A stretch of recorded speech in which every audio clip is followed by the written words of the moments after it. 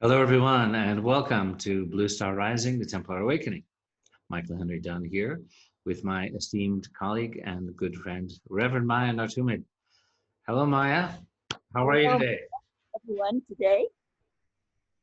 All right. Well, the title of today's show um, is, well, actually, came up with a new title, Return of the Sun Lords. Does that work for you, Maya? That works for me. Okay, good. Um, but the title that was received by you, right, from the fifth extreme on this was the reparations Mhm. 2021, the reparations. And conventionally, the word reparations means in a historical context and also in the current political context in the US, historically refers to um, payments that are made by one nation to another in compensation for damages incurred through invasion or war crimes. The two most famous examples being the Treaty of Versailles after World War I. The heavy reparations that were forced upon Germany by the Allies are blamed by historians for being the cause of the economic depression that allowed the rise of Adolf Hitler. And then there were reparations paid again by Germany to the state of Israel after World War II connected to the Holocaust.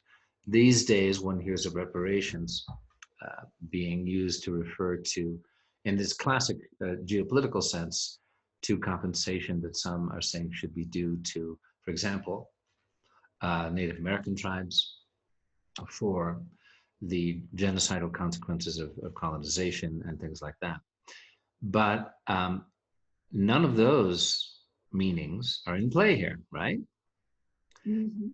Right. So if you look the word reparations up in the dictionary, you will see as a secondary meaning given, and it says archaic meaning. So a century or two ago, the word reparations simply meant repair or restoration in a context of healing. And that um, is the meaning in which Thoth is bringing it forward. Is that right, Maya? Yes, exactly. Right. And this was given to me, about 6, 7 years ago. I don't lost count, but that's when the original message and the term was given to me. I thought, Yeah. So, yeah, this is, I watched the video twice so that I could really um, take in. It's another one of those amazing big picture um, downloads that Maya shares with us, which has a an overview going back not just 1,000 years, not just 10,000 years, but tens of thousands of years, having to do with the genetic heritage of humanity. And the reparations being referred to here are, and you've shared this before, Maya, right? In terms of, like, for example, when we did the show on the Grail families mhm. and what the actual genetic heritage is being referred to with that term, the Grail families, and how it, flowed down through tens of thousands of years, obviously moving, beyond the historical references people think of when we speak of the Holy Grail, the cup at the Last Supper, the Knights Templar, etc. That Yeah. this is much more in terms of, the divine receptacle of grace. Would Mhm. that be a good way to refer to it? Yes, yes, indeed. And as I stressed in the video that you will be seeing, um, the Grail families were setting the the tone for the genetic sovereignty of the planet that is inclusive of all human beings, not some kind of just particular group of people, but everyone. And, even though the first reparation came long after that, so for some reason doesn't include the Melchizedek coming down to the earth and creating the genetic families as the first reparation, because I would look at that as the first reparation because we were already sort of messed up, and that's why they did that. But apparently not. Apparently, that was just bringing us into a certain cohesive alignment. Whereas when the reparations started, which were much later on with the Anunnaki thing and Atlantis doing stuff they shouldn't have and whatever, that was serious business. That was intentional meddling with our DNA. And so when they had to come down with the forces and set up shop and say, okay, let's work with these people, let's work with the DNA, let's put up the science things, let's re-instruct how, so give knowledge back, because people had lost so much knowledge because they weren't able to connect with it as well as they had been before because of genetic mess up. You see, we think that we have to learn things. Okay, you go to school, you memorize these things and you learn them, and the teachers say, this is how it is now, you got to learn this and this and this and this. And you're taught that this is the absolute truth and you have to memorize it all. You take tests, and if you don't pass the test, then you get knocked back and you got to take more tests, and there you go, But the true way to learn in the academies, the universities that they had in those days, was not by memory, rote, I say it so you learn it. It was a means of absorbing energy and knowledge and wisdom. It doesn't mean that you didn't hear great speakers speak and great teachers speak about things, but you attune to it differently. So you were literally absorbing the truth of it without having to memorize anything. And the greater part of knowledge, the greater part of what you received as knowledge, did not come from listening to them talk. That was sort of the icing on the cake. You were receiving it through direct osmosis. And it was done by going to certain universities for a certain period of time, or academies, or whatever you want to call it, because you were learning how to do that and how to receive in that way. Of course, if you want to go back to the lotus reality that Thoth speaks about before all of this happened, you didn't need any of that either. You just were born with it, poof, So already we had subtracted ourselves from that reality, but we still had the capacity to learn very easily how to bring in the knowledge. And then it was polished by the masters who spoke to you. It had, discourses and lectures and dialogues, but not A, B, C, D, E, F, G, not that kind of thing. And mathematics and all of that, that all came into the same format of receipt. And it was just polished by these master teachers. Okay, well, so just to give a little bit of a step back from what you just shared, which, is obviously a big part of what's going on, the relevance to 2021. Mm-hmm. Towards the end of this video, you say, well, here today, and you recorded it on January 19th, and here we are today on the 28th. So you recorded it on the eve of the 20th, which, as we know, is a big astrological day. It was also the US inauguration. And bringing forward the relevance of this story, because just to give a little, quick thumbnail overview, which is sort of part of my gig here, right? Give little thumbnail sketches, that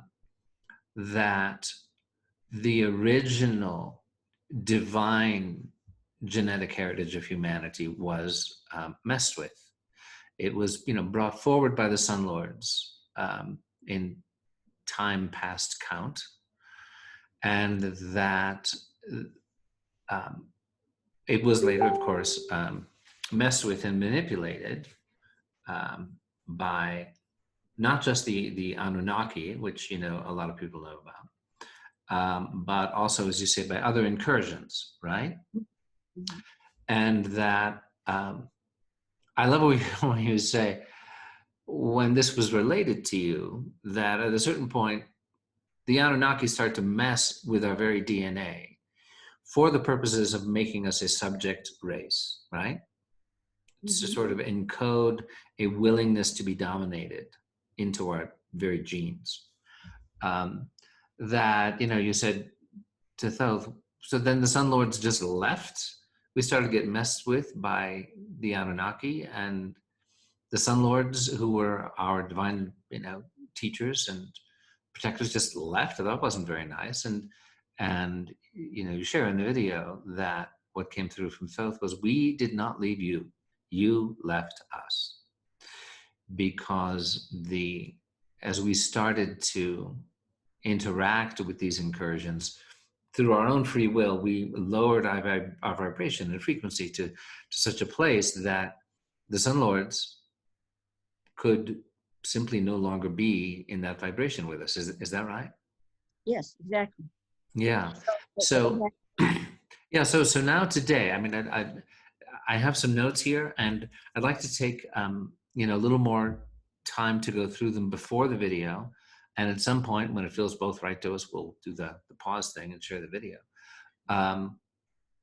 But the particular relevance to what's going on now, as I understand it, is that whereas in times past, the Sun Lords did return to repair the damage done to our divine genetic heritage, and that this was done through an attunement to crystals in various sacred places on the planet, which you describe in detail, and I won't attempt to to give my version of it.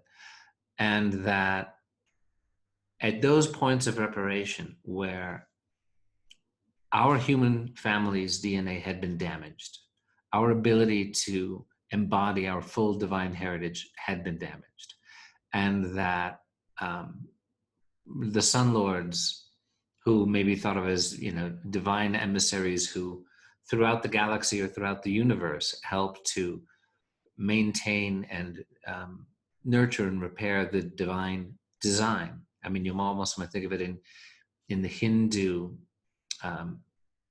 pantheon of Brahma, Vishnu, and Shiva. Brahma, the creator; Vishnu, the preserver, and that their role is to be the divine channel through which divine manifestations, species throughout the galaxy, throughout the universe, are maintained in their purity. Would that be accurate? It would. Right. So that now, here in 2021, at this pivotal point, another reparation is underway. However, it cannot be as open in working with us as it was in times past. For example, after the time tsunami, the fall of Atlantis, and there was still, Anunnaki interferences that the consequences of which were still in play. That now, it has to be done through means that perhaps are less visible and subtler, but nonetheless powerful. And particularly, I'm fascinated by the description you give of what can really only be called immaculate conception, right? Mm-hmm. That it has come to your attention various cases of young women who have had mystical experiences of an energetic union, and that this is actually about seeding in a genetic trans-dimensional way the new earth humanity. So this is a fascinating topic. I mean, the subjects of virgin birth, immaculate conception, it's treated beautifully in Paramahansa Yogananda's commentaries on the Gospels, the second coming of Christ, the resurrection of Christ within you, in which the actual scientific basis for such a thing and the divine role for such a phenomenon is explored. So we'll leave that because there's a beautiful description in the video of how that takes place in certain circumstances, or how it took place in the past. So do you have any other comments you want to make? I just wanted to sort of frame this because the most essential point I'd like to make that I heard you stress is that the upward arc of humanity towards the ascension phenomenon, the timeline of the rise of human consciousness into the new earth, of light point 40, of, the that powerful transformational points that humanity is approaching, that can only happen if we are cooperating with this dynamic of the current reparation going on, and that it plays into a crystalline structure within our beings that is enhanced, for example, by such things as the quantum cube logica. So this isn't just a fascinating, quaint metaphysical story about the genetic beginnings of humanity 100,000 years ago. This is about the crucial importance of the vibration and frequency dynamic and gifts and tools that we're being given to get us around the corner, such that all this doesn't go to waste. All these tens of thousands of years. So is that a helpful way of framing it, I'm hoping? Yes, it is. And when we finish the video, we'll talk more about what's going on now. And not that I have been given a huge amount on this new reparation, but what I will certainly share what I have so far, and perhaps more will come in.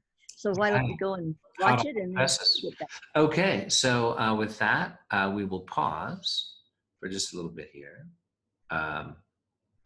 and invite you to enjoy the video on this fascinating topic that Maia has prepared. And it runs about 28 minutes or so, and well worth your concentrated attention, in my humble opinion. So we'll pause and rejoin you as soon as it's done.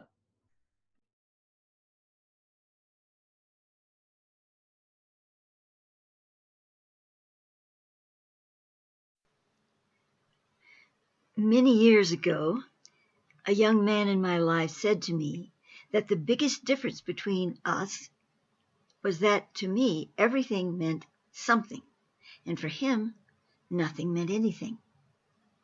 My inner planes mentor, Thoth Hira, has told me that both are correct. In the realm of quantum physics, it is how you observe it. For many of us in the human element, especially in these times, we see that everything must mean something. We are searching for the clues of our nature, our reason for existence, and for being here on this planet. How did we get here? And where are we going?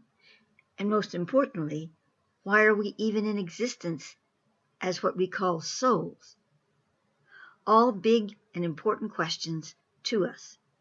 That is our focus, and therefore destiny, to recover knowledge of self. I preface this talk with these thoughts, for as for me, when I saw in the Akasha what Thoth was showing me concerning what he calls the reparations, I felt overwhelmed with its importance, and another part of my being wanted to reverse that feeling. Nothing is really important. It only is. This is the kind of overappraisal that can create a logjam. I have at times walked away from things I have deemed important in order to make sure I am not succumbing to the tunnel vision of importance, if that makes any sense. So, with this declaration of my process, I present you with the following and allow you to be the judge of what it means to you. Thoth speaks about this story. Sometime after the Nephilim Wars on Earth, the Sun Lords, who are the illumined of our universal kindred from various star systems, yet most prominently from Orion, Sirius, and the Pleiades, came to the Earth once again to aid in the reparation of the human DNA, the damage which had been done by the Nephilim. The major aspect of this Nephilim presence on the planet is what people are calling the Anunnaki, but there were other insurgences of this, and including even what took place in the latter days of Atlantis. This was a vast program of reparation, the Amhansa Loki, the return to the first state.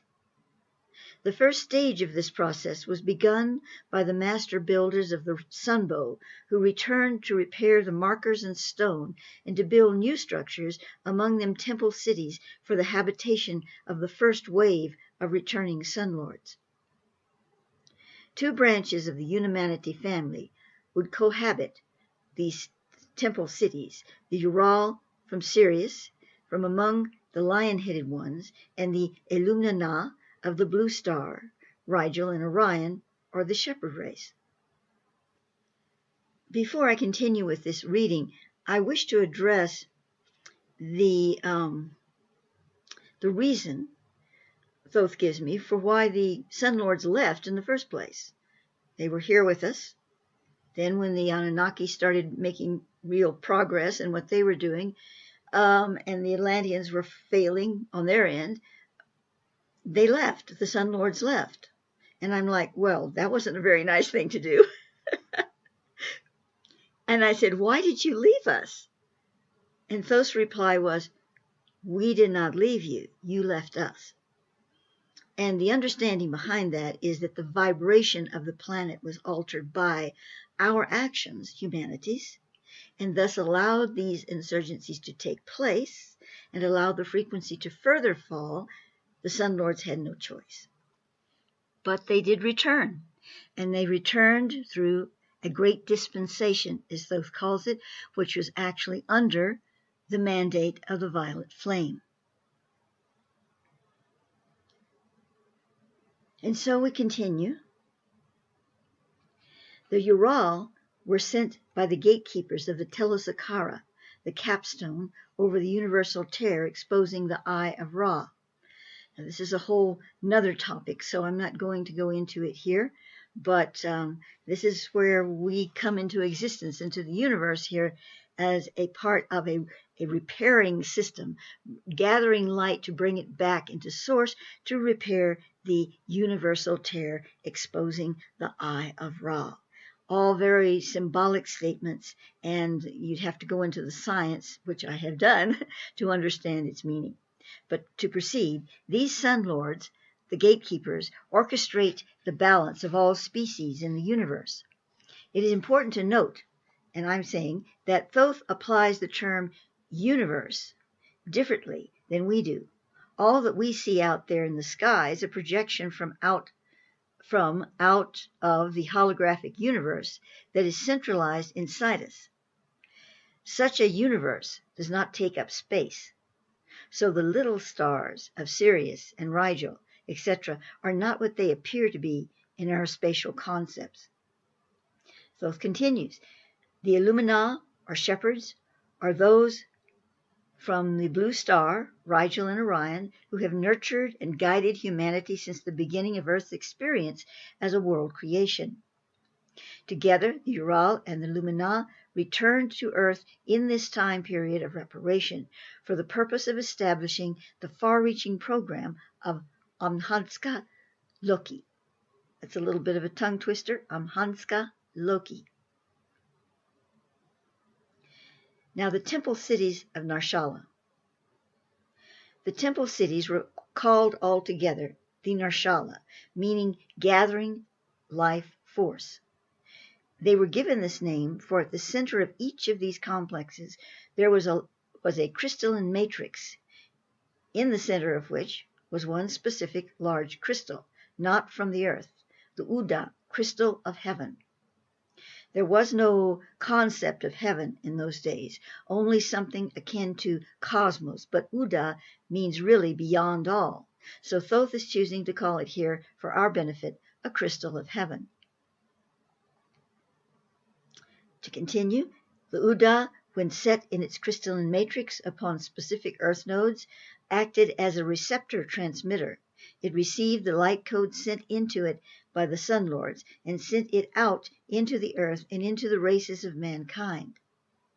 This frequency attuned the harmonics of the DNA specifically in humans as a baseline of reparation. There were also sub-frequencies generated to create similar harmonic fields for plants and animals, which had also suffered as a result of the DNA manipulations caused by the Nephilim of the previous age. The Uda matrices were also portals to the future node of Korbala, the temple city which lies between the old and the new earth, acting as a messenger between worlds, allowing what is to realign to its intended time stream. So what this is really focusing on here is that the Uda matrices in these cities with their streaming crystals, they were portals to connect the future of our new earth to this modality, to help realign the dynamic of connection between the old earth and the future, quote unquote, new earth. The temple cities of Narshala are Kayatmu, later known as Baalbek, Lebanon; Shivatak, the location for this is at Angkor Wat in Cambodia; and Noum Sumat, location in the White Desert of Egypt, and it's still buried beneath the sands.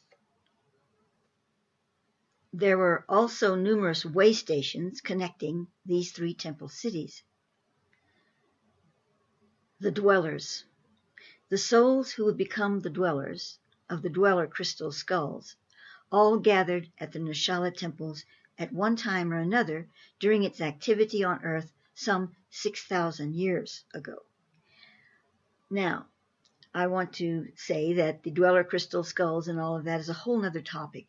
However, the dweller beings, Thoth is among those, he uses that term to associate these particular illumined ones with a plan or a program of Earth that contains crystallized skulls, intelligent energies that are placed, seated on this planet, and also some in other dimensions and worlds such as Mars. But they're all associated with Earth. Some of the dwellers are in the inner Earth. The Narshala became inactive some 50 years before the time tsunami that ended Atlantis and sent Noach and his arks through the time portal. A whole other story. The Sun Lords of the Narshala anticipated the time tsunami, which would be the end of the first phase of reparation. Although the Sun Lords did not create this event, they would use it to begin the next phase of the reparations. So we can assume then, I'm saying, that the whole of this first phase involving the temple cities of Narshala began approximately 16,000 years ago and ended around 10,000 years ago. There were ultra beings infusing humanity side by side with the intrusions of the Nephilim, but for reasons not gone into here, did not attempt to rid the planet of these intruders. In fact, the Nephilim wars were among two factions of what is being called here the Nephilim, one of which desired to end the DNA tampering and slavery. However, human beings were involved in this struggle, which lasted 1,000 years, aided by the Argathala, the enlightened Nephilim. Okay, that's all rather confusing, but let's break it down just a little bit here. The Nephilim is an overall term that Thoth has used. He uses it out of the biblical context, but he broadens the scope and dimensionalizes it somewhat. We could see the Anunnaki certainly is among the Nephilim. He also stresses that there were Nephilim that decided they didn't like this business, that they wanted to work more on the side of the light. And we can even see that in the story of Enki, involving, his desire to call it quits and help out the planet and humanity rather than do it in. So that's a whole other drama, a lot of different aspects of it swirling around. However, in regard to this story, which we're relating here, Thoth speaks about, as I had said previously, why they left. They didn't leave. We left them in the sense of the termination of our relevancy within the vibrational frequency that the Sun Lords, so to speak, the illumined ones, the shining ones, whatever you want to call them, why they were here, why they could be here, and what the code of honor and law was concerning this planet. They came back when this dispensation had been given, and it aligned with, under the mandate of the violet flame, which is something I've discussed and have videos on. So now to continue. The dwellers embodied among the shepherd kind and worked to create signatures of light within the temple grids that then rayed outward through the geometries of the Uda crystals. Now remember, the Uda crystals are the crystals that are the focal point within each of these redemptive cities, these reparation cities. Many of the 72 dweller beings already had a crystallized skull on this planet from past incarnations. Some were yet to be created. All the dweller skulls that were then on the earth in that time were involved in the genetic reparations of the human strain. All these crystal skulls, which had been created up to that age, were in the temples of Narshala. Kayatamu, or Baalbek, was the first temple city to be established. It was here that the Sun Lords of Sirius were most prominent.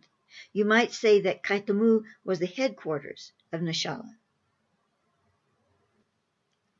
Shivatak at Angkor Wat administered to the human race directly. It was a place of healing enlightenment and also the font for the genetic reparations program. Sumat in the White Desert of Egypt was the city temple of learning, where re-education, history, and sciences were taught. The dweller souls were among the Illumina who were involved with the reparation program in all three cities of Narshala. Those dweller skulls, which were present on the earth at that time, these are the crystalline skulls, all were within various temples of Shivatak. Remember, the purpose of the dweller skulls is to transmit the frequency of the genetic families of light. And now,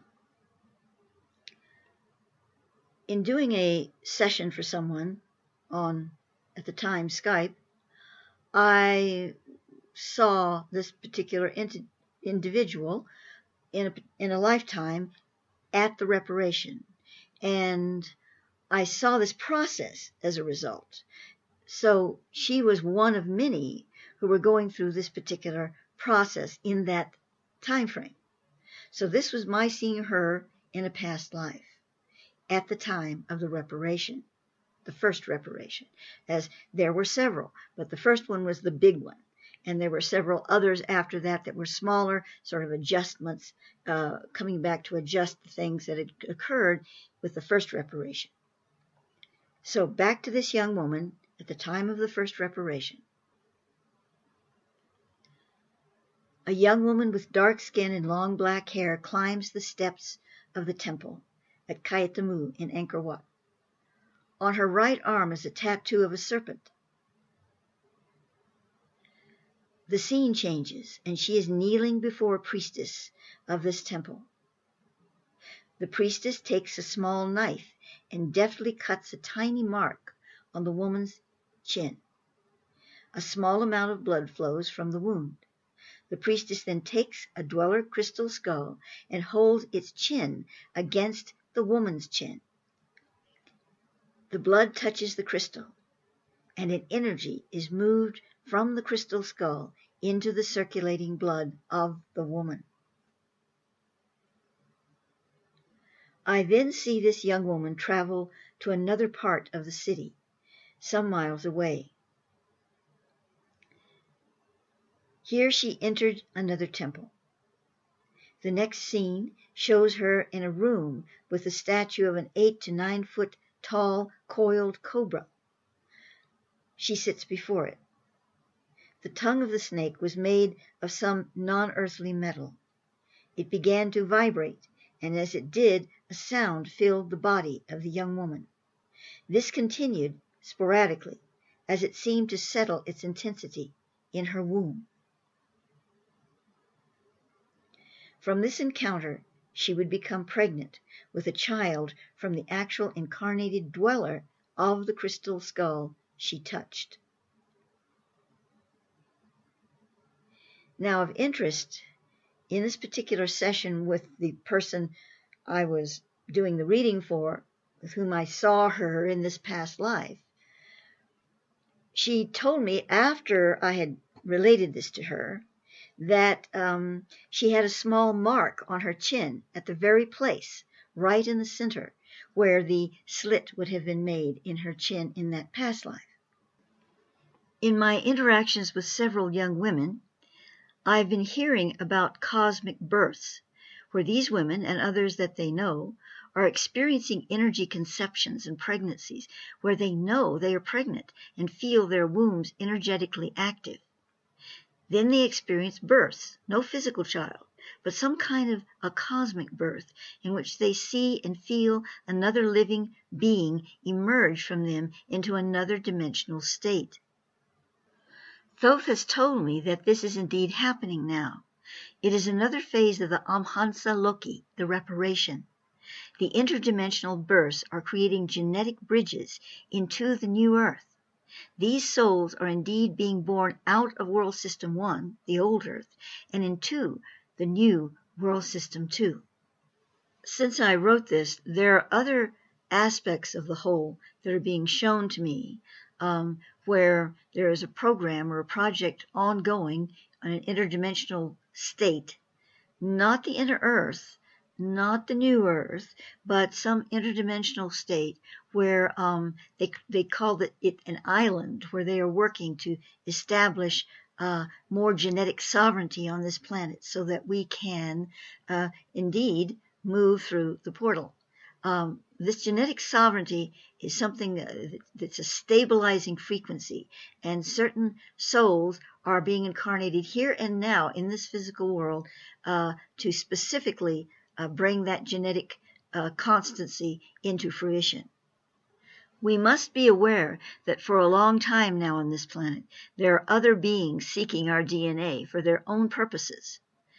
They wish it to revivify other world populations, but they take without asking.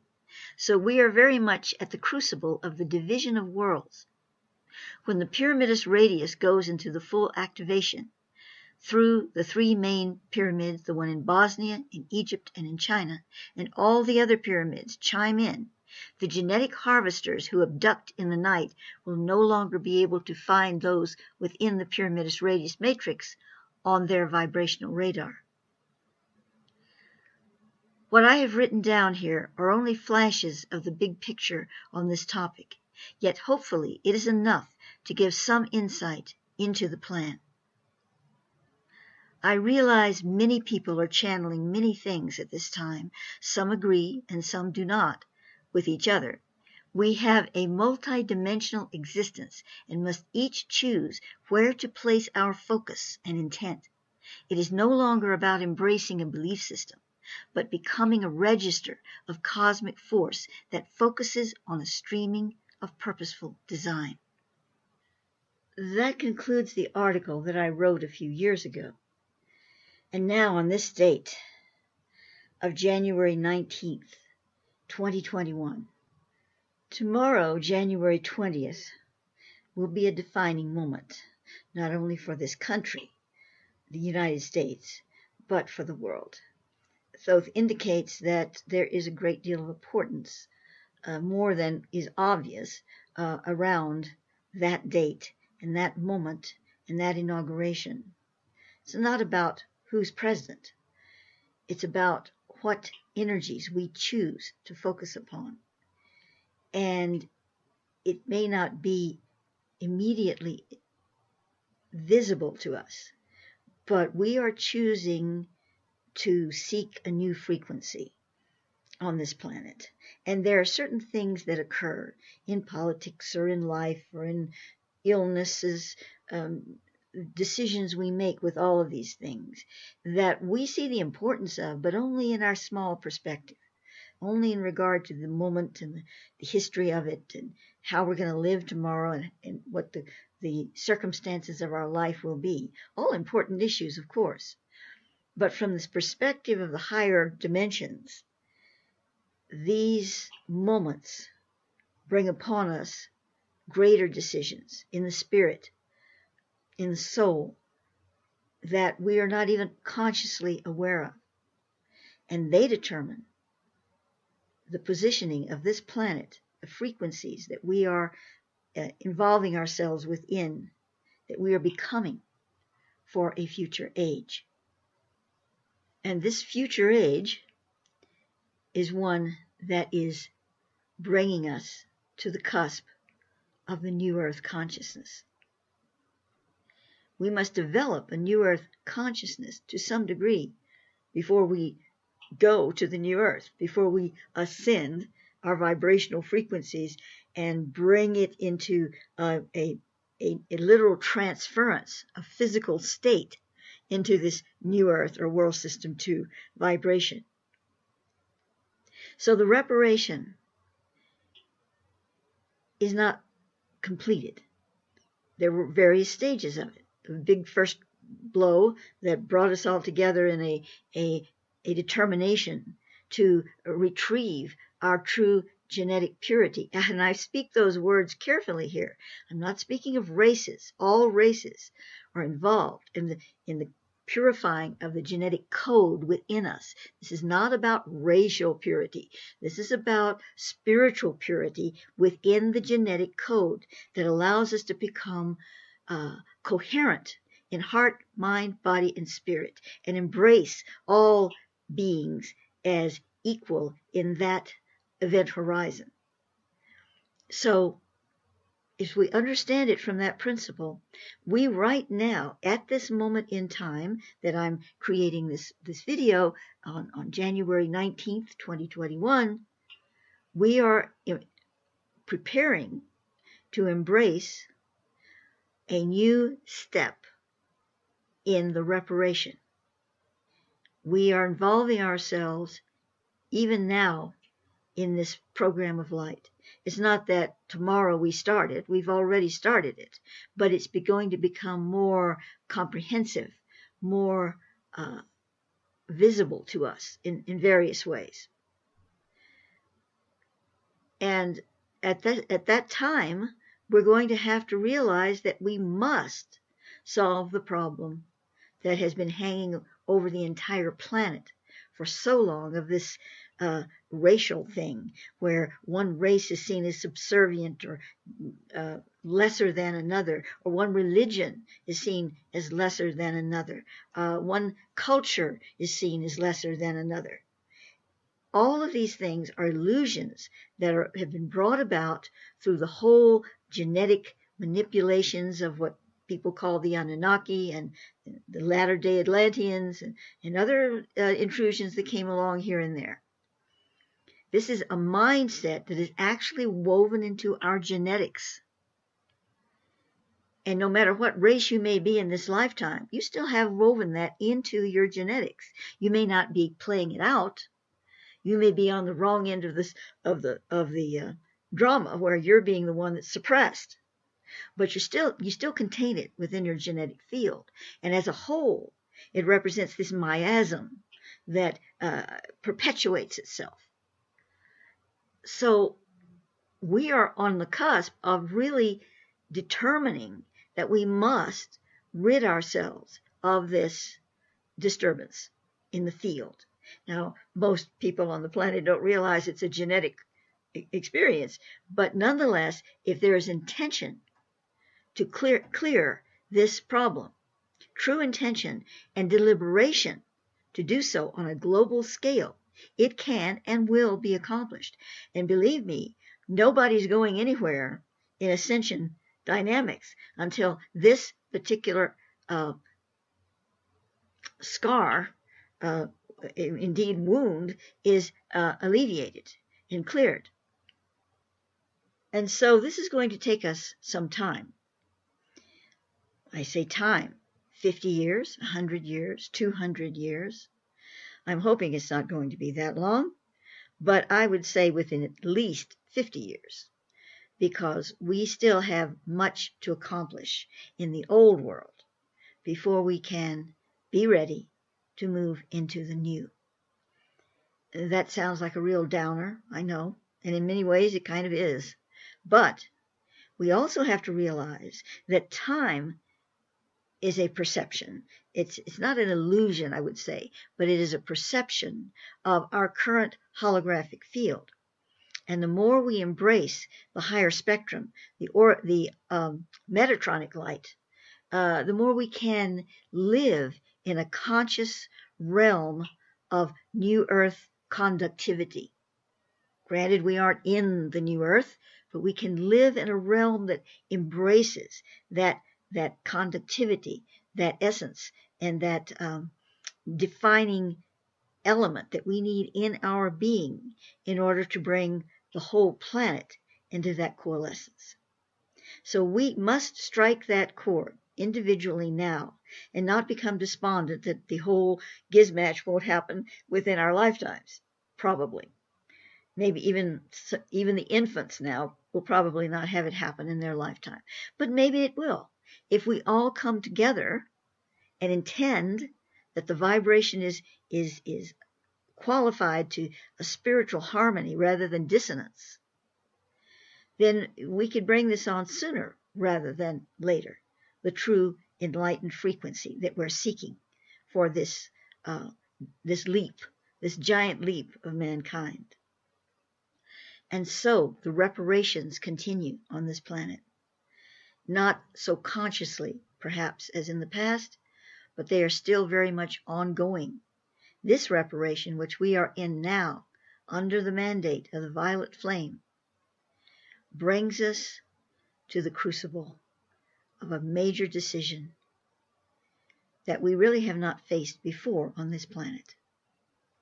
And that is to leave it all behind, everything that has strenuously attached to us from the archonic field, the archonic cloud, to leave it behind, to say, get thee behind me, and create a new world together.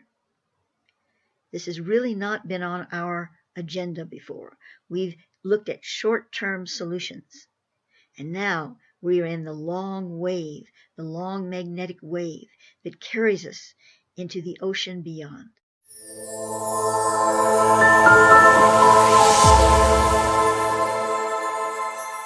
All right, welcome back. So I took notes. I watched this twice and took notes because I could just tell that, we're dealing with something that it's immediate, it's relevant, it's important, and, there's a lot of fascinating complexities to it. So let me just ask you some questions, Maya, as we go along. And I'm hoping they're questions that, a lot of our faithful viewers out there might have as well. So you begin talking about the Nephilim Wars and the damaged DNA that took place via the Anunnaki. Do you want to touch just a little bit on the Nephilim Wars and what those were? Yes, well, Thoth has only mentioned the Nephilim Wars to my memory, because, it goes back a lot of my stuff, twice. That was once when in this reparations material that he gave me, and once before, and I don't remember how long ago, but it was a while ago, when he was saying something about Atlantis. Oh, and that was before the Nephilim Wars. Like, that was before the Nephilim Wars. And I was like, oh, okay. And so, but later when I, sort of pieced it together with, the Vimenes, what do you call it?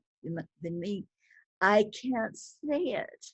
The Indian texts. What are the, about the wars in heaven? The East Indian texts, Vimana, or whatever.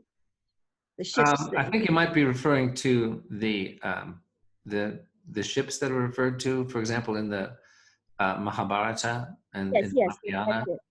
I'll think of it in a moment, but yeah. And I asked, excuse me, later I asked him, well, are these the wars you were talking about? And he said yes, but he didn't offer any more information.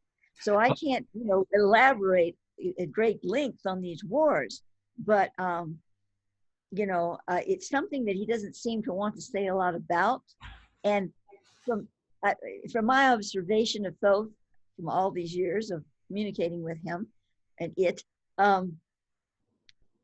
he tends to not want to go into great elaboration and detail on things that were very negative and painful. Not that he doesn't let us know that they existed, and sometimes it's necessary to talk a little more about it, for a purpose. But if there's not a purpose, he's not going to say, "Oh, the wars were terrible. This happened, that happened." He's not, he just doesn't want to do totally that. With him. I'm totally with him on that. I have the same tendency to avoid unpleasant topics if it is not strictly necessary to share them. I do want to ask just briefly, though, whether it's your understanding that this is also referred to in Scripture, and maybe it's the Book of Enoch or some of the lost books in the Bible, that referring to the Archangel Michael and the heavenly host in their battle against the fallen angels led by Lucifer, that this is sort of a mythic, coming down to us of that actual struggle? No, actually, I don't think so, because Thoth is referred to that, what you're saying there, that biblical Michael, the Lucifer, in a completely different context. And he hasn't elaborated a great deal on that either, but that apparently happened sometime around when humanity was in the lotus reality and attempting to move down into some were attempting to move down the beanstalk, down the lotus stalk, as he calls it, into the more substantiate, the substantiation, as he calls it. So, and that's when we disconnected ourselves from the doctrine of signature. And so, again, it's not a whole story, but that seems to be what he's talking about had happened then, and it was before any earthly thing took place. Okay. But it was about, okay. So just to frame this story and this transmission, when we're talking about the Sun Lords, because this video that we're sharing with you today is titled "The Return of the Sun Lords," and that they are originally from what we will call, sort of trans-dimensional planetary reality connected to Orion, to Sirius, and to the Pleiades.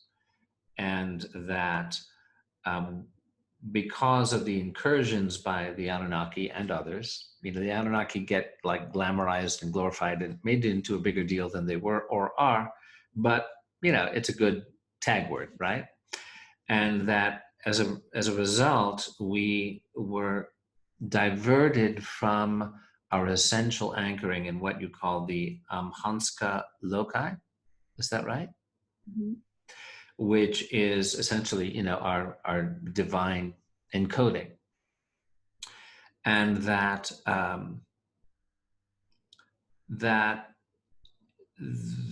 the Sun Lords were helping us recover, and at a certain point, as we mentioned before, they left. Just said, "Sorry, kids, we can't help you anymore. You're just going down the wrong path, and you have free will. We can't take away your free will, and so bye." Which they were not able to sustain the vibration that we were in, and it wasn't intended for them to do so. So they left. Yeah, go ahead. The beauty of it is that when they returned, this was a dispensation with a capital D. And yes, we had somehow, managed to get our vibration a little more together there, but actually under the mandate of the violet flame, which you've heard me speak about many times, we did a whole show on it. There is a clause in the document. There's no document, of course, but I'm just speaking metaphorically here. Right. But like a clause in the document where a dispensation could be given if certain elements came together. I don't know what those elements were, but obviously came together. And that's meant that they could come back down and they could go through this process. So the first dispensation was the biggie. They were all here. They had built, established things, and they did all of this. And it lasted a long time. And then the other two following that were smaller, they were known to certain people in certain situations, what happened and how it happened, but it wasn't this global phenomena kind of thing like the first one was. Mm. Now what's happening? Well, now, apparently since 2012, we've embarked upon a fourth reparation. And all of this is under a dispensation, because if we didn't have a dispensation, this wouldn't be happening.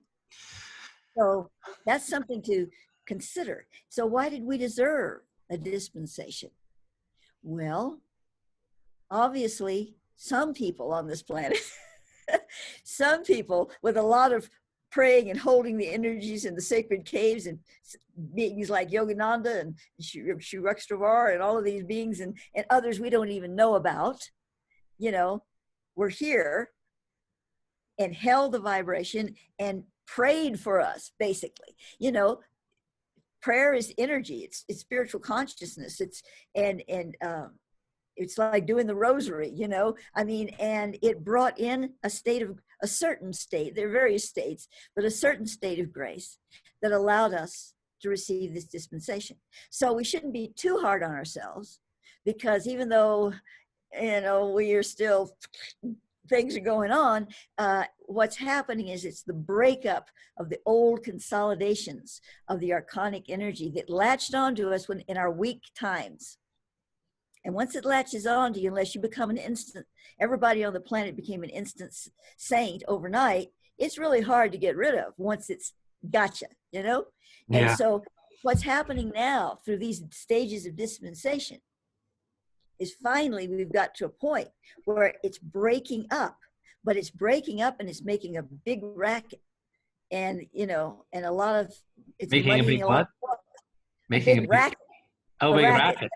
Down, you know, it's tearing itself apart and writhing in the sea like the Godzilla. I saw that trailer for, it's a new movie, King Kong meets Godzilla. Right, I saw that. Yeah, and here's, you know, Godzilla coming at him, and King Kong just rears around and gives him a roundhouse right to the jaw. Oh, yeah. Right. Hilarious. But, you know, it's the state of our consciousness right now, because we're feeling like we're going to have to fight this thing. But, you know, we can't fight it. We have to engage it. And we have to engage it with spiritual principle, not gently. It needs effort. It needs power, but we have to engage it. And we can't be, we can't be oppositional in the sense of hating or trying to fight or that kind of thing. It has to come from another place, but it's a very delicate balance, because we can't just sit there and all pray at this point. At this point, it takes more than prayer, but we have to, if we aren't connected with our heart resonance, we're not going to know how to act appropriately. So that's where we are right now, trying to find that appropriate place to take action. Anyway, I didn't mean to get off on that. No, that's good. And, you know, it brings to mind for me, when we think of the great changes that were effected by this means, as you're describing, well, obviously, you know, we go to Mahatma Gandhi and the, you know, Satyagraha movement in India, the nonviolent protests that were anchored in meditation, prayer, and fasting, that these men and women were trained to not to be non-resisting, but to be, you know, actively holding a high spiritual place as they walked forward into, you know, the musket blows and clubbings of the British soldiers. And this was the inspiration for Martin Luther King as well. You know, when, you know, the marches in Selma and Montgomery, where, you know, they walked forward into dogs and fire hoses and, you know, and beatings. And the moral force of this spiritually grounded, peaceful resistance and bearing witness to truth is what changed with, you know, this fantastic change. I mean, obviously there's, you know, still some of the legacy of racism that is among us, obviously, but no one can deny that massive changes took place because of it. So that's, that to me, it feels like that's, that's where we are again. Yes, and both is reminding me to add to this that, in the inner earth, specifically in Seraphim, but there's other places in the inner earth that are doing it in their own way. But I'm addressing Seraphim at the moment. They have the chantings, the mantra chantings in the Golden Temple, and they walk this path, procession, and you go in to the temple and do the chantings. It's through a labyrinth. So all of this energy is doing its thing, the procession, the labyrinth, and then the temple, and they go out the other side. This goes on constantly in Seraphim. Different people, you take your turn, like you take your turn in jury duty. You take your turn and you go, they're going through this. And then another group, I don't know that, I think just about everyone in the city participates, but there's the greater outlying area as well. But anyway, the point is they are doing this for the planet. They're inside our belly. So, they have a big stake in this. And you say they're doing it virtually nonstop, one in shift? That's my understanding. It's different shifts, and they're not, having big raucuses. This is quiet, very soft, almost inaudible. It's audible, but I mean, it's not like that. It's just like that. And and they come out again. Then it's also a different version is going on in the new earth, the Numis Om, the first level of the new earth, which is our future, but you know how that is. I mean, we're here, but we're also there. And in that level, they have the chants in this temple, but they don't do walks to get it. They're just in there. It's a perpetual choir, a perpetual choir, and people come in. So it's more of a choir function. The others, it's a little different, but it's really not. It's the same kind of thing. And in Seraphim, you see, is connected directly to our new earth path. They have an actual portal connection to the new earth. Not that they go back and forth. Thoth does, and some others do, but there's an energy connection that they sustain with these big towers they have in there. Not ugly towers, they're very beautiful, but and Thoth showed me, he said, well, look up the towers on the moon, and you can find pictures, and they're towers on Mars that we discussed. They're towers on, and they're to connect to these fields. So anyway, they have some towers in Seraphim that helps them do this. So the point that I was making is, that Thoth is making, is that we have all these choirs all these the mantras and the choirs and all of this is going on our behalf, because it's all us. The inner earth are our genetic relatives, and they're inside our planet. Their planet is our planet. Never mind, it's slightly dimensionally removed, just a bit. It's the same planet.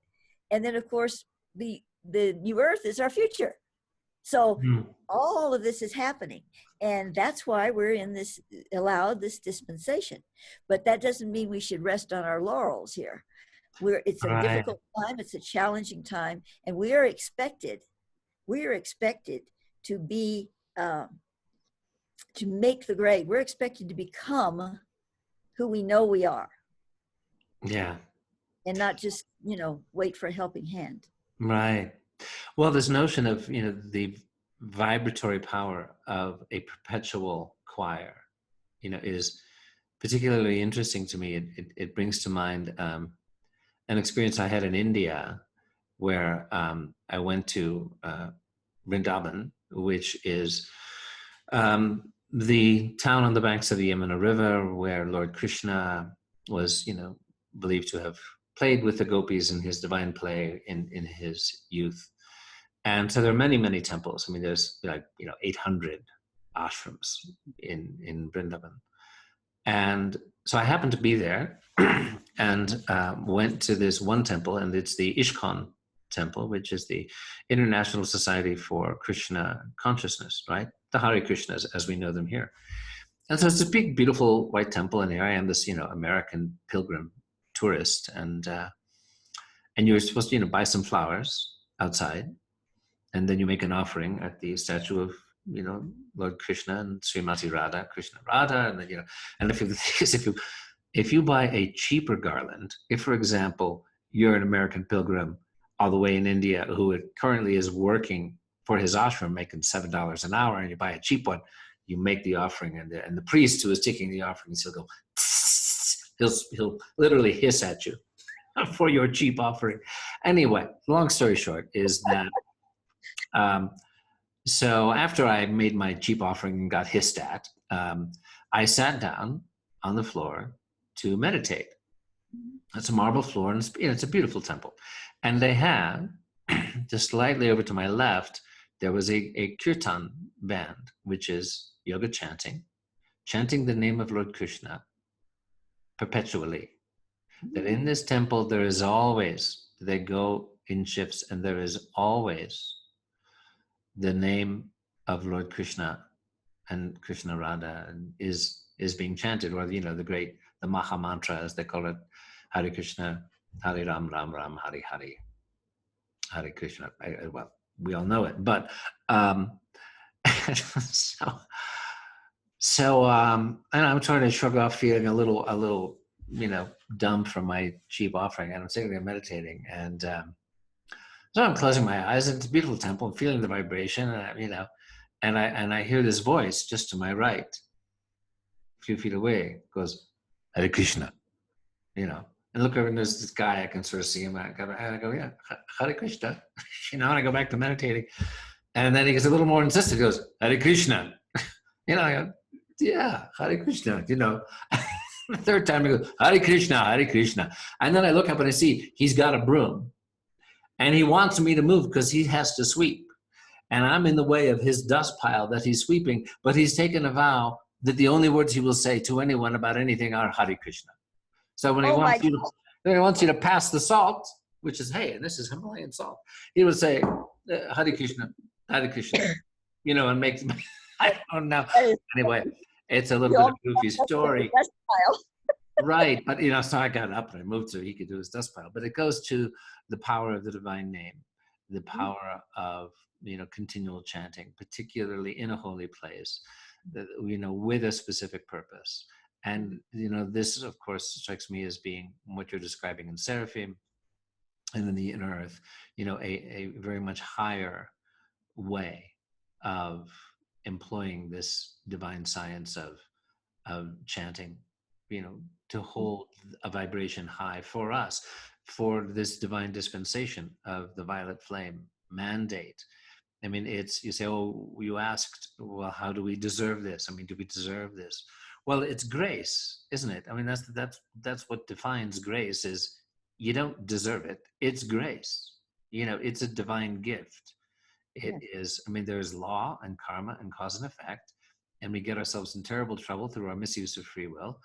And then Divine Mother goes, okay, my child, you are calling to me for help, and I will give you the grace of dispensation.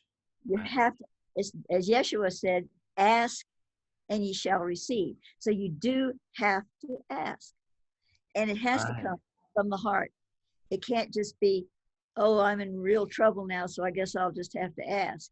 It's like, no, you have to come from that heart resonance. But when you do, it's answered. And the beauty of it is, if your heart resonance is full enough, like a master being or a guru, a saint, whatever, you can ask for everyone, even though the individuals are not asking.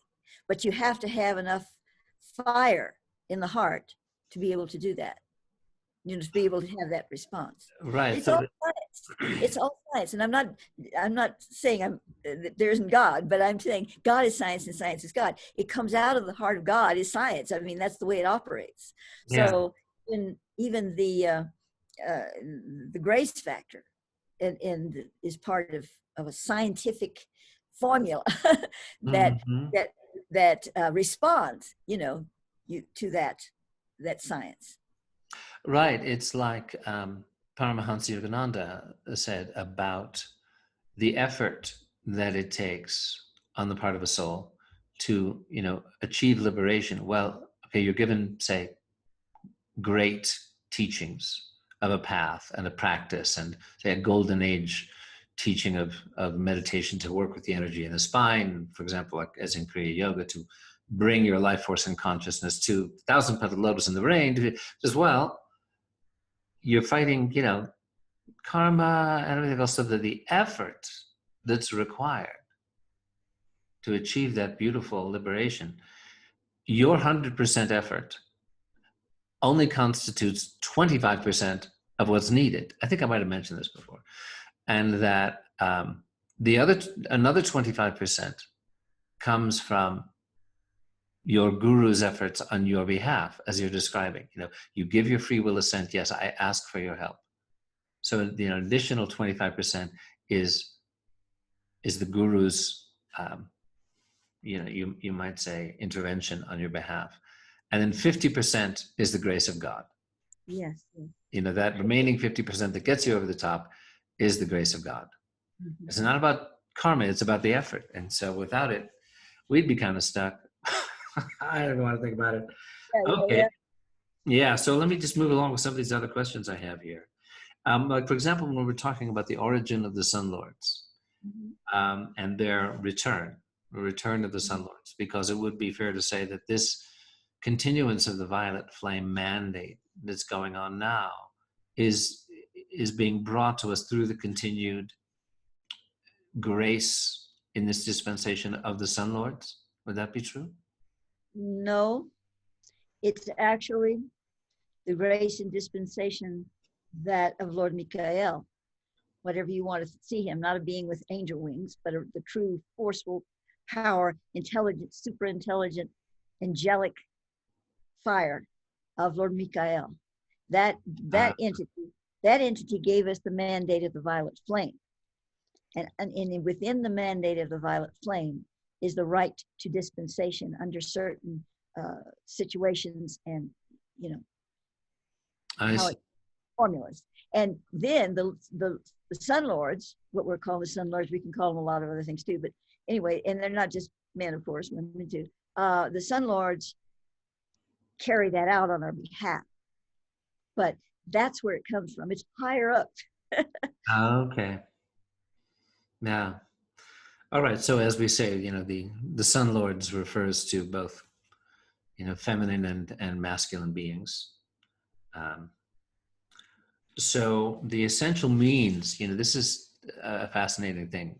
I love how specifically scientific it gets here. The essential means by which this reparation takes place, that there were, for example, in the past, there were these temple cities, which are, a crystalline matrix from, beyond all, as you say, the crystal of heaven, as a manner of speaking of it, are specific nodes for receiving codes attuned to our DNA to affect these reparations in our genetic field. Yes. Is that an accurate way? Yeah, those are the Uda crystals. It's not the whole city, but they placed the Uda crystal in each city at the center of it. And that is the resonating frequency that called in and sustained the energy and allowed the transfers to take place into the DNA encoding. I wanted to it came to mind at the moment, so I want to make this statement now. I was making a video and I wanted to show these places. I had to show them as they appear in these ruins and whatever. And most of the pictures have a majority of what you're seeing is like the Romans came and they built something on top of it, and so you see all these pillars and stuff of certain ages. But if you were to see the actual cities as they were built at that time, you cleared away all of that stuff and you went back. If you look at the foundations of these things, they're mammoth stones, like in the Peru, in the Andes, there's mammoth stones. So people came along and said, oh, this is nice. We'll just build our little temple to Venus or whatever on top of it. So that's, I was, under limitations when I showed the pictures. But what you would really see if we were seeing the cities is these beautiful monolithic cities, not because they were showing off, but because the granite, the stone that they used was part of that, that charge. And it had to be enormous, and they didn't have a problem building things like that. Right. It's one of those problems that Egyptologists have, for example, where when you are dating the structures under the pyramids and the temples, If you go back 2,000 years, let's say 3,000 or 4,000 years, the construction and the stones are imperfect and crude. If you go back 6, 7, 8, 9, 10,000 years, they're perfect. They're massive. They are obviously the product of a much higher civilization the further back in time you go, which is, of course, the opposite of a conventional timeline, and the idea that these people didn't have the wheel and were doing all this with, spikes and hammers. Right. So that in these temple cities, the signatures of light in the temples, that the grids radiated out through the crystals of, for example, the 72 dweller skulls, these genetic reparations whose purpose was to transmit frequencies of the genetic families of light, right? Mm-hmm. Exactly. So how are we receiving that now in this reparation, going on as we come up on the pyramidus radius matrix on light principle 40? So how, given that these original temple cities, are no longer active in that original sense, how is it taking place now? It's taking place, is a simple answer. There's always a less simple answer. Through the pyramidus radius matrix that listeners that follow this have heard me speak about. And this is a matrix on the planet that's a fairly new one. It's been developed, and it's an all-encompassing matrix. In other words, all the other matrices, like both used to talk to me about the Templar matrix, and all of those are still here, but they are encompassed in this giant matrix now that he calls the pyramidus radius. Actually, as I said before, gave me a name this long, and I said, there's no way, I'm going to have to say this over and over again. You got to give me something else. So he gave me pyramidus radius matrix. So anyway, that's what it is officially here. And so that matrix is the center, the hub of energy from that matrix comes from 3 locations, from 3 pyramids. The Bosnia, there's several pyramids in the Bosnia pyramids, but they're aligned so that the power comes out of the pyramid of the sun of the Bosnia pyramid. And then there's one in China, but it's underneath the White Pyramid. It's not the White Pyramid, the famous White Pyramid. It's directly underneath it. And then the third is not a real pyramid, like, a pyramid. It's an energetic pyramid, and that is signaled or sent up out from the, trying to think of the name of it, but it's under Lake Neoris. It's the temple, the labyrinthine temple thingy under Lake Neoris in Egypt. And Thoth gave me a detailed description of that, which we're not going to go into here, but of what that's about. And it has some of the sun kings, the sun lords, the Grail kings lying in state in what do you call that? When they're dead, but they're not dead. Suspended animation? Oh, that's it. Suspended animation under there. And there's the Raum, I've forgotten what it's called. I better not try to say it because I can't remember. No, the Ta threshold, the Ta, P-T-A-H, the Ta threshold. Right. And this beams this energy frequency that is correlative to a pyramid.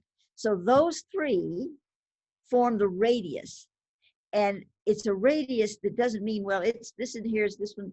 Here it has I drew it on a map. I can't remember what it exactly looks like.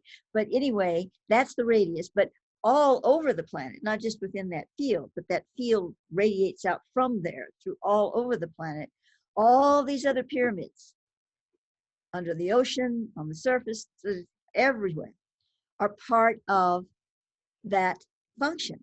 So at a certain period of time, they're going to start coming on. First, the radius came on. We've got those online. Then these are going to come on, and then these, and then these. Like plugging in the Christmas tree lights in different sockets, and this branch comes on, and this branch, and this branch. That's how it's working. Some of the other branches have already come on. And so this is the field. This is the engine that runs the whole thing. And so this reparation is focused on this this latter day, that where all of these things have to come together to create the final connection that clears the archonic energy off of the field. Now, it can't, unfortunately, clear it off of the entire earth, because there are places in the earth that are so archonically invested because of the people that are there, and the people who have continuously developed a field, like a shield that won't let anything through. So persons who do not choose, do not choose to be heart resonant beings. Don't have to be perfect, but just regular heart resonant beings, caring, loving beings. If they don't choose to do that, they are not in the pyramidus radius matrix. It's not a place. It's not like, yes, we have the pyramids in places, but I'm talking about the field. You don't have to say, oh, I'm not living there, I got to go live there, so I'll be part of it. No, you can be in the middle of the darkest place in New York City, and yet if your resonance is in the matrix, you will be a part of it. And when you need to be in a physical place for the light principle 40, if you were here on the planet at that time, you would just find yourself there somehow. Oh, my aunt's sick over and so, oh, I got to be there with her. Something would happen to bring you in the right place at the right time. So the pyramidus radius matrix is a field of consciousness. And if we don't embrace our own heart resonance, we don't get to be in that field of consciousness. It's science again. It's not somebody saying, oh, I think, oh, you can come in. No, you can't. It's not like that. It's science. It's resonance. It's vibration. Yes, it reminds me of descriptions we hear of the astral, of the afterlife, where souls automatically gravitate towards that place in the fifth dimensional worlds that is a match for their resonance, their frequency, their vibration. And you may want to go up to where the high beings are, but your frequency can't take it, and you're not going to go down to the lower frequency, astral Hades, because you're higher than that, but you can't go where you ain't. Yeah, and it's your choosing. It's your soul choosing where you are. And it's hard to think about that sometimes, because those of us, and everybody listening to this, I'm pretty sure, we work pretty hard trying to be in the right place, and in our hearts and in our minds, and it's very difficult sometimes, because there's so much magnetic energy that has the archonic field attaches to magnetic energy. Magnetic energy isn't bad. We have to have it, but in this reality, but it's magnetic, and the lower waveforms that are down in that field, that are waiting to grab things and bring it down, they attach themselves to the magnetic waveforms.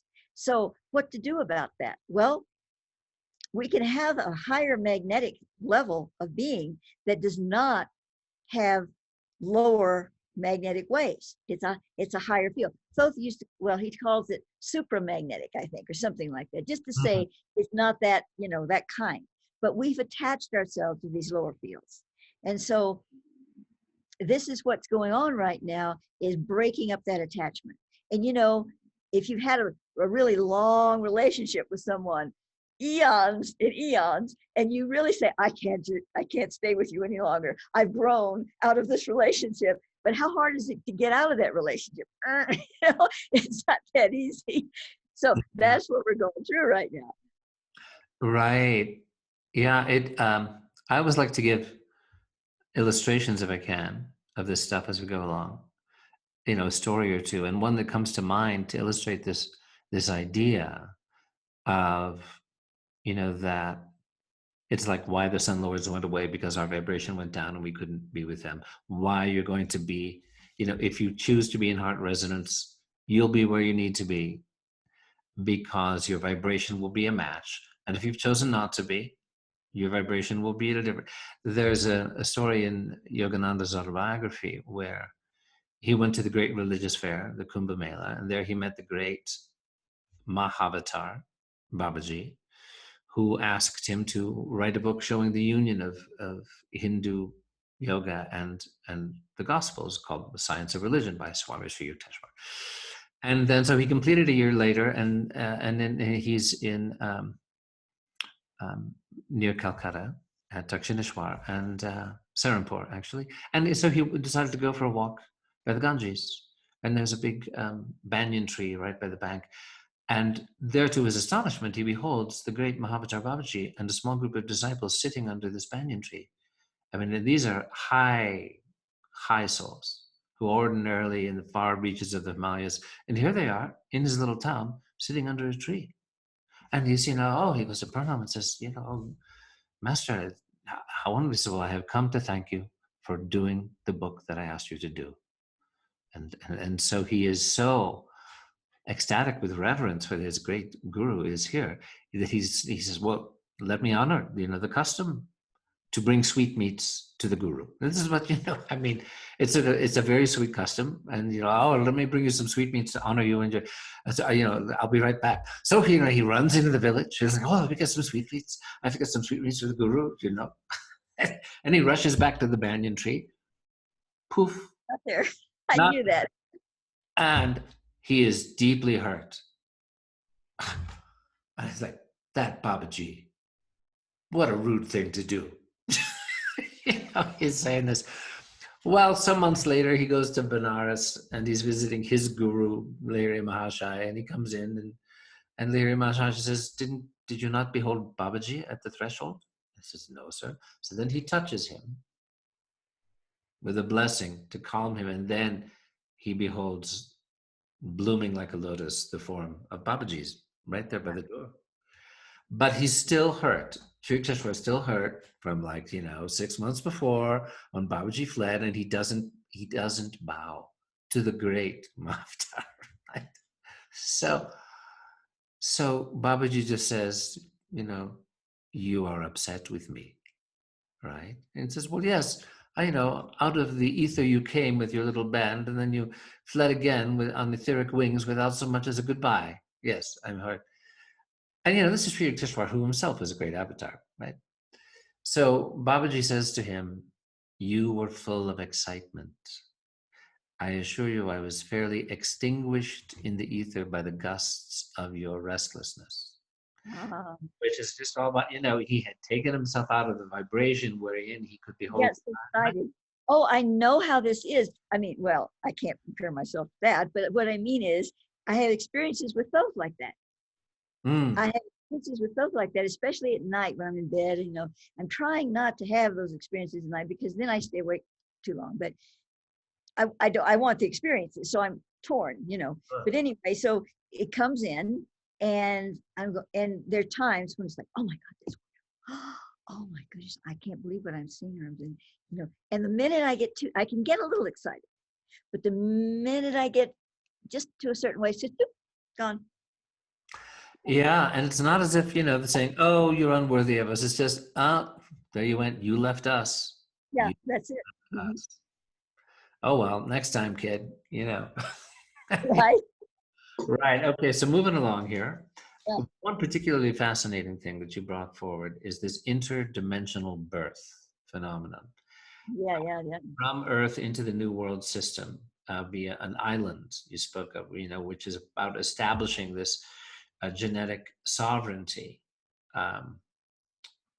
So to bring that constancy, and that there are actually women, incarnated now on the planet who are having this experience. And as I heard you describe it, it's not as if it's a virgin birth where, without intercourse, an actual child is brought forth through delivery, but they experience what might be called an etheric pregnancy and an etheric delivery into a trans-dimensional world. Is that right? Yes. Now, what was happening in the reparations when the woman, the serpent, that was a real baby, Right. that she was born. But this other is on another level, another dimension.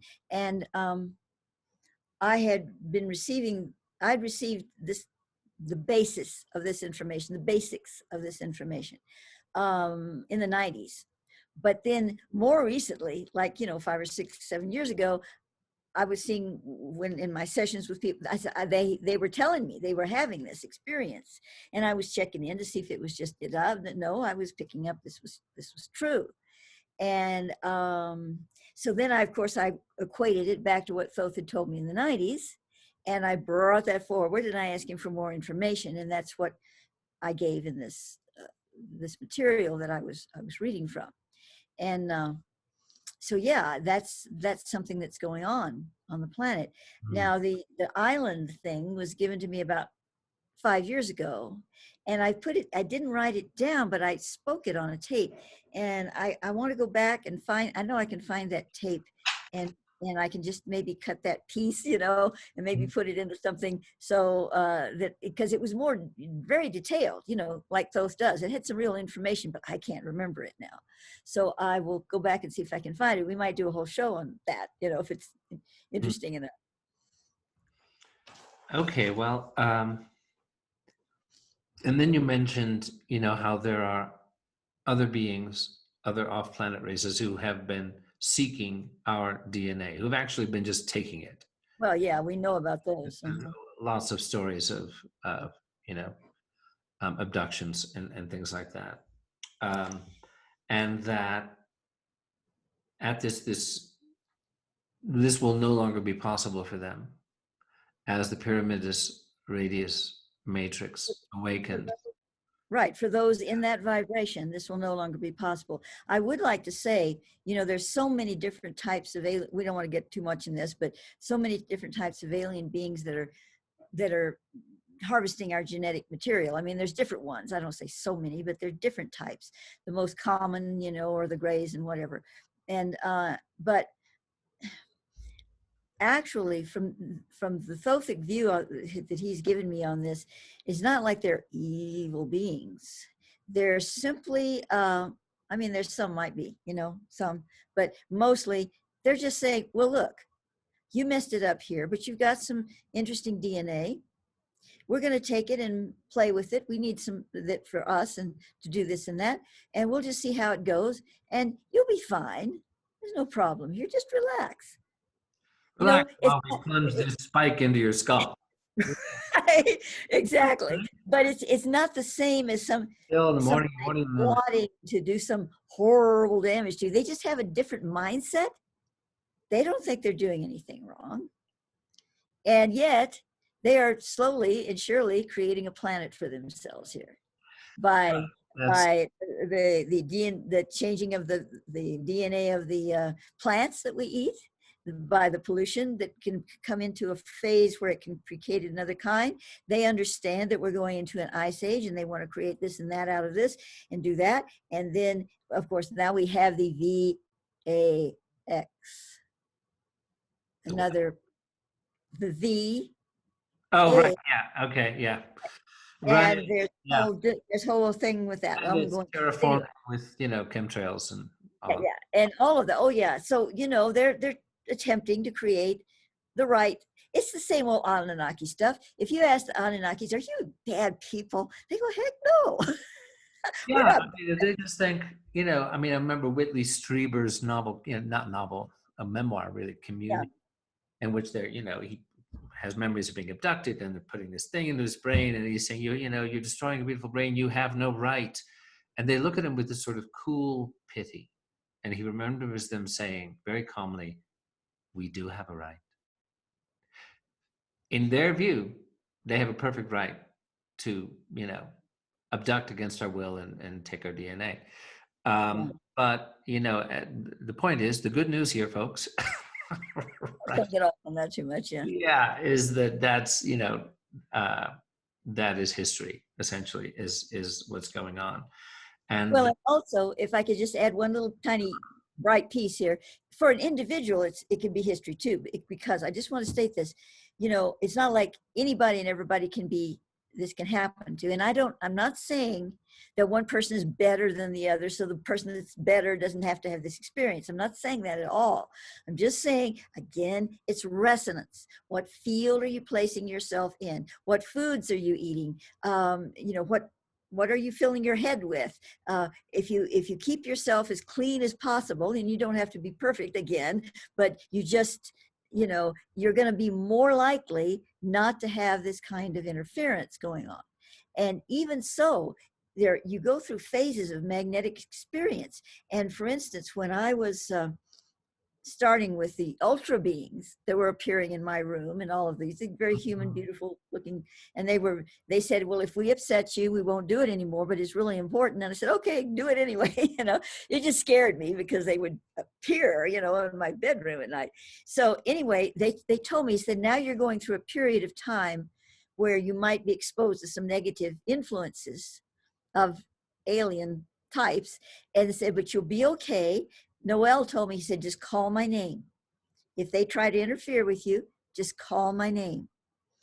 And my mother and I saw them in the hall one time, and I think I don't remember if I called the name or I just thought it, and that was over with. But the most dramatic, the only other time really I think I can remember, is that this little person, he had a helmet on, so I couldn't see what his face looked like. He was literally tugging at me, and he was starting to lift me right out of the bed, just lift me up. And I looked at him and I just said, Noel. And I said it in my head, I guess, and poof, it was just gone like that.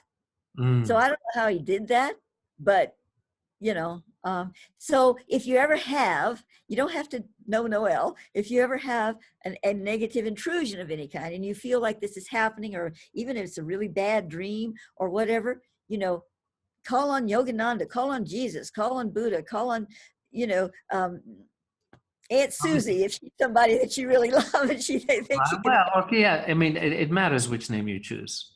It does. I mean, Babaji is good. There's a story at Self-Realization Fellowship, Hollywood Temple, where I spent a number of years meditating and serving there, and they were building the outer wall when they were first constructing the temple.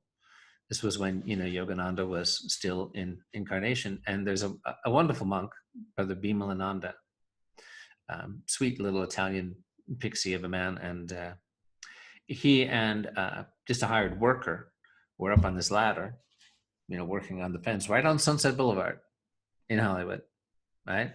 This is in the 1940s. And of course, Yogananda had told them, if you are ever in peril, whoever utters with reverence the name of Babaji will attract an instant spiritual blessing.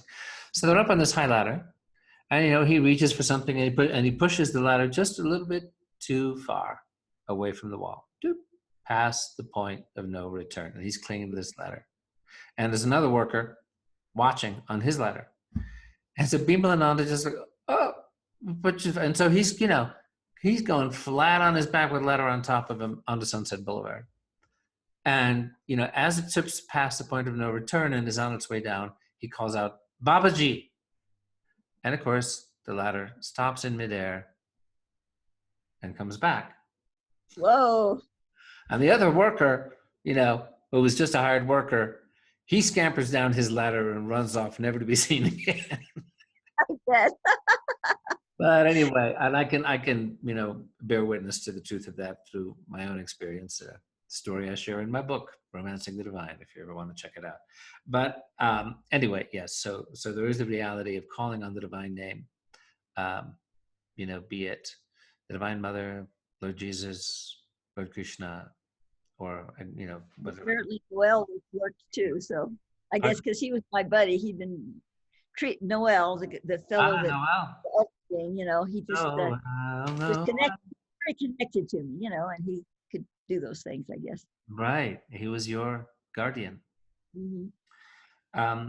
So you bring up towards the end of the video that it was January 19th when you recorded it, and that it's a crucial date where this crucible of the division of worlds is happening, and each of us must choose where to place our focus and intent, and that date of the 20th was kind of what you describe as a turning point where we can seek a new frequency, all right, and to develop new earth consciousness. That has to happen before the ascension dynamic into world system 2 can take place. We have to rise in our own frequency to this new earth consciousness. A certain number of us, and he never gives me the actual number, but he gives me the frequency, and the frequency is 144,000. You know, that's a biblical frequency. People say that all the time, but I'm sure he doesn't mean that he's counting heads. It's a frequency, but as long as that number of people, souls, are embraced, that's the number. Then those souls that are holding that frequency will be embraced by the pyramid's radius and will experience LP40, and that includes the souls who aren't incarnated at the time, but they're still part of the the whole planetary experience on the inner planes or wherever. They're going to be included in that vibratory number, because when the shields start coming down to count the vibrations, so to speak, it doesn't matter what body, if you're in a body or not, as long as you're part of that field. So, Right. My grandmother, my great grandmother, remember, yeah. Yeah, I want to be in that number when the saints go marching in, right? So it's about preparing to embrace a new step, a more comprehensive, more visible, you said.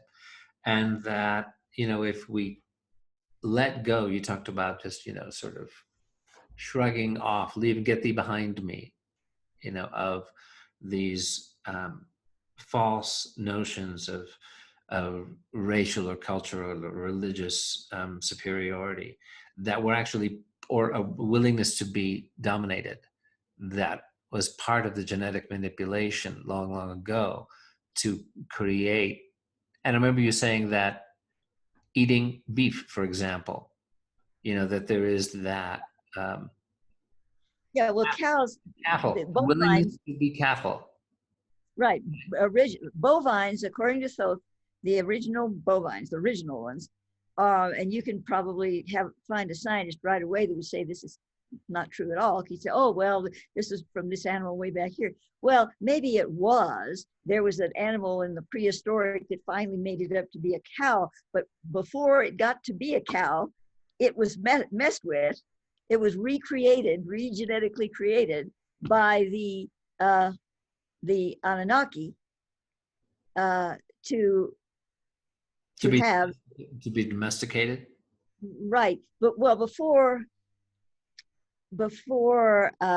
it got to the tables of people in the later generations, it was redesigned by the Anunnaki to contain the elements that when you consumed it, it gave you a greater inclination to feel that you had to be subservient to this person and be above this person. And you gave allegiance to this person until you got to their level. And you're always thinking, how can I get up there? Oh, I know, I'll just sell my soul and I'll be up here with him. And that's all that matters. All that matters, that I can get on that platform, because then I'll have all these servants below me. It's kind of like a game or something, you win and you get up to another level, and then all these beings down here have to pay service to you, and then you get up here and then you have more beings that have to pay service to you. But that is the mindset that has been genetically sown into the human experience. I don't care if you're being really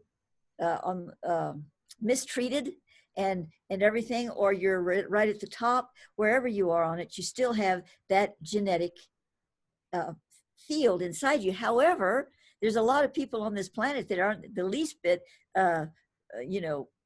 falling into that pattern at all. Why? Not because they don't have it in their genetic field, but because they have the heart resonance of the higher spiritual light in them on some level that says, I'm not following that code. That's a fractured reality.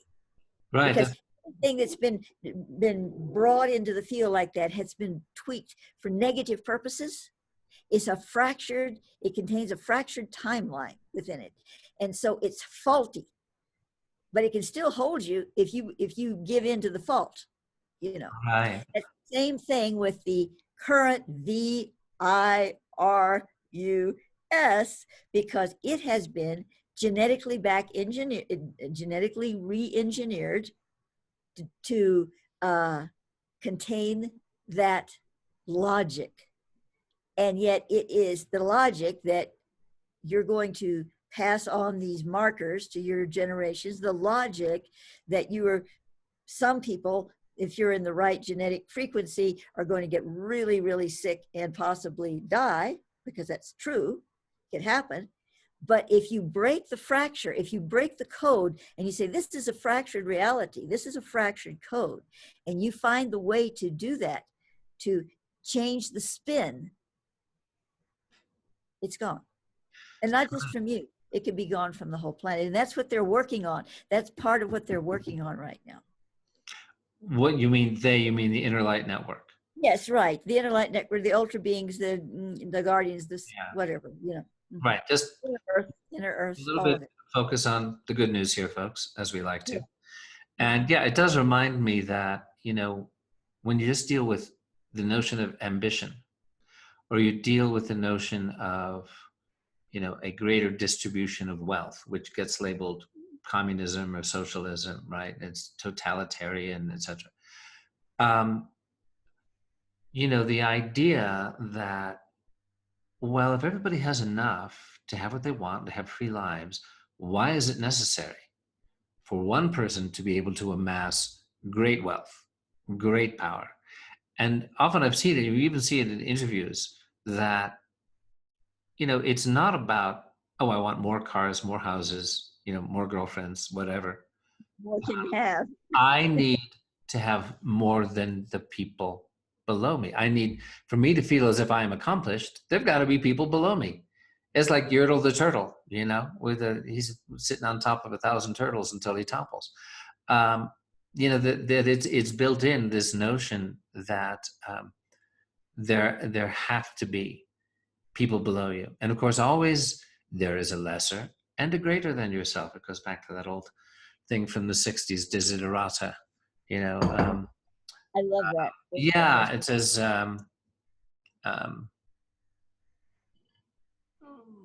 do not be envious, for always there will be a lesser and a greater than yourself. It's an endless cycle. So you talked about, if we rid ourselves of that disturbance in our field, then we can move into New Earth consciousness. And that there is this enlightened frequency of this reparation going on under the mandate of the violet flame of Lord Michael.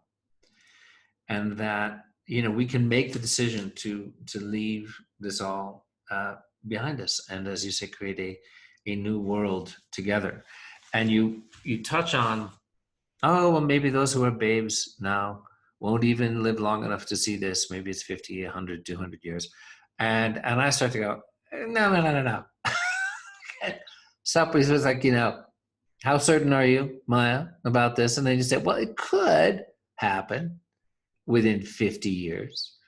And as I say, it's like it says in the gospel, of that hour, no man knoweth, Exactly. The Son, only the Father knoweth on this one.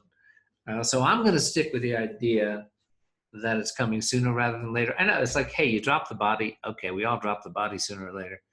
And, well, then we'll be in another form, fourth dimensional or inner earth or wherever we are, astral, to continue to play our part. Or maybe, God forbid, we'll come back with, a slap on the butt and and there we are. I hope. No. No, thank you. I'm ready for the bigger picture. Yeah. So, well, that feels like a good wrap-up point. Are there any final thoughts you want to have on that? I think so too. I'm getting my little buddy here. He's saying, "Oh, mommy, it's time for you to do things with me." Right. that's how we do. We pull on Divine Mother's hem until she has to pay attention. Yeah. Give us a dispensation, right? So I do want to mention before we go, folks, don't click off yet, that of course Maia, as an Akashic translator and counselor, does give readings, soul readings of your Akashic story and how it's playing out now, and what can be brought forward into your field that may be of help, for you to understand what's going on, purpose and lessons and all that good stuff. And I can speak from experience that it's well worth taking advantage of that opportunity. And so they can simply contact Maia at newearthstar.org. Is that right? Yes, that's the best way to do it, because I'm having problems with the actual contact sheet. I'm not getting a lot of stuff that people are sending me through, the contact that I have on my websites. I'm trying to work that out. But anyway, just Maia at newearthstar.org will do fine. And I just wanted to say that please remember to like each show if you like it, because that brings us up higher into the whatever you call it on YouTube, so that more people will see it, will pop up in their face, and they will see it on their feed, I guess you call it. So if you can just remember to, every time you watch our show and you like it, well, please click the like, so that it will help us rise up and be seen by more people. Exactly. Like and subscribe. And also, we are grateful for your donations. There's a donation link on the video for the Sacred Academy of Global Evolution, and that to help support the work we're doing here in Colorado. So thank you so much for being with us, and Thank you. God bless us, everyone. We'll see you next time.